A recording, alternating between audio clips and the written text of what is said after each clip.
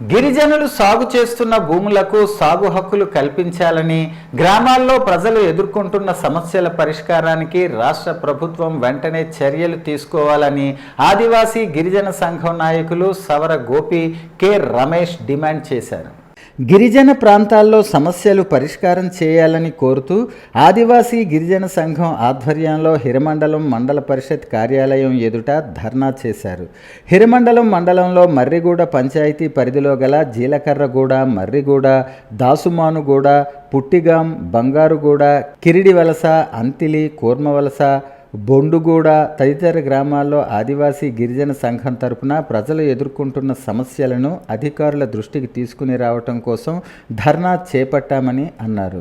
గిరిజనులు పడుతున్న ఇబ్బందులను వెంటనే పరిష్కరించాలని, చర్యలు తీసుకోవాలని డిమాండ్ చేశారు. బొండిగూడ గ్రామంలో గిరిజనులు ఇల్లు కట్టుకోవాలంటే ఫారెస్ట్ డిపార్ట్మెంట్ నుంచి పొజిషన్ సర్టిఫికేట్స్ ఉండాలని అధికారులు తెలియజేస్తున్నారన్నారు. వెంటనే వాటిని ఇవ్వాలి. బొండిగూడ, మల్లెలగూడ, సీతంపేట 10 కిలోమీటర్ల తారు రోడ్డు వెంటనే వేయాలని, బొండిగూడలో గిరిజనులు 1500 ఎకరాలు సాగు చేస్తుంటే 120 ఎకరాలకు మాత్రమే పట్టాలిచ్చారన్నారు. హిరమండలం మండలంలో ఉండే మర్రిగూడ పంచాయతీలో ఇప్పటికే మొత్తం అన్ని గ్రామాల్లో కూడా ఆదివాసీ గిరిజన సంఘం తరఫున సర్వే చేసి సమస్యలన్నీ కూడా అధ్యయనం చేసి డిసెంబర్లోనే తహసీల్దార్ గారి ఆఫీస్ దగ్గర ధర్నా చేసి సమస్యలన్నీ కూడా రాతపూర్వకంగా అందజేయడం జరిగింది.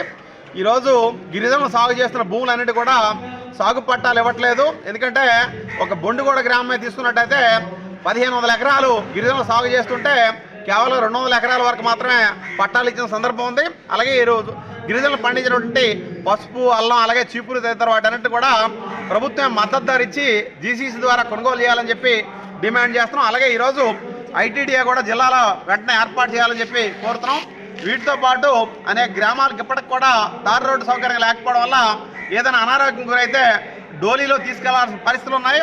75 సంవత్సరాల స్వాతంత్రం వచ్చినప్పుడు కూడా గిరిజన బ్రతుకులు ఈ రకంగా ప్రభుత్వం పట్టించుకోకుండా నిర్లక్ష్యంగా ఉండడం సరికాదు. అయితే మా ఊర్లో విషయం వచ్చేసరికి మాకు ఫారెస్ట్లో ఉన్నాము.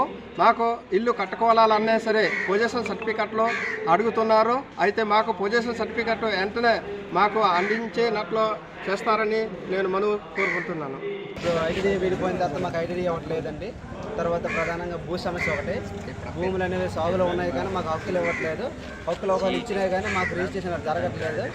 తర్వాత ఏమొచ్చి వాటర్ అనేది సరిగ్గా మాకు అందుబాటులో లేదండి. పైప్ లైన్ పెట్టి సరిగ్గా కలెక్షన్ ఇవ్వలేదు. రోడ్లు ఒకటి బాగులేవండి. రోడ్లు కూడా స్టార్ట్ చేశారు. కొంచెం తొందరగా చేస్తే బాగుంటుంది. మాకు ప్రయాణానికి ఇబ్బంది అవుతుంది.